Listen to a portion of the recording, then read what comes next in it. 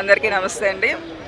ఈరోజు తెలుగుదేశం పార్టీ వ్యవస్థాపకులు తెలుగు జాతిని అంతర్జాతీయ స్థాయిలో తీసుకెళ్లిన స్వర్గీయ పద్మశ్రీ స్వర్గీయ నందమూరి తారక రామారావు గారి తనయుడు, Basavatarakam Indo American and cancer research centre chairman, hat trick Hindupuram hat trick MLA Nandamuri Balakrishna గారికి నిన్న కేంద్ర ప్రభుత్వం పద్మభూషణ్ ప్రకటించడం ఎంతో సంతోషకర విషయం. ఈ సందర్భంగా ఆయన ఇప్పుడు సినీ రంగంలో 50 years కంప్లీట్ చేసుకొని వరుస విజయాలతో ముందుకెళ్తున్న ఈ తరుణంలో ఆయనకి ఇది ప్రకటించడం ఇంకా ఎక్కువ సంతోషాన్ని కలిగిస్తుంది. ఆయన అభిమానుల్లో కానీ తెలుగుదేశం పార్టీ కార్యకర్తల్లో కానీ ఎంతో ఉత్సాహాన్ని నిండింది ఈరోజు.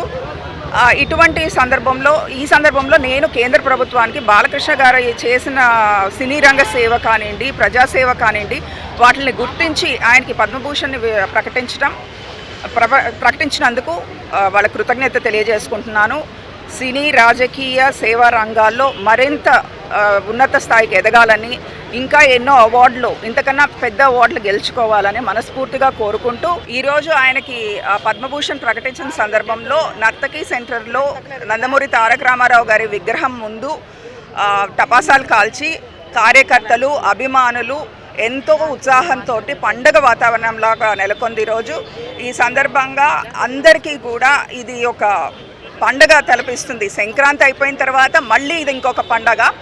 ప్లస్ ఈరోజు రిపబ్లిక్ డే కావటంతో అన్నీ కలిసి వచ్చాయని అనుకుంటున్నాను. Once again happy republic day to everyone. జై తెలుగుదేశం, జై బాలయ్య.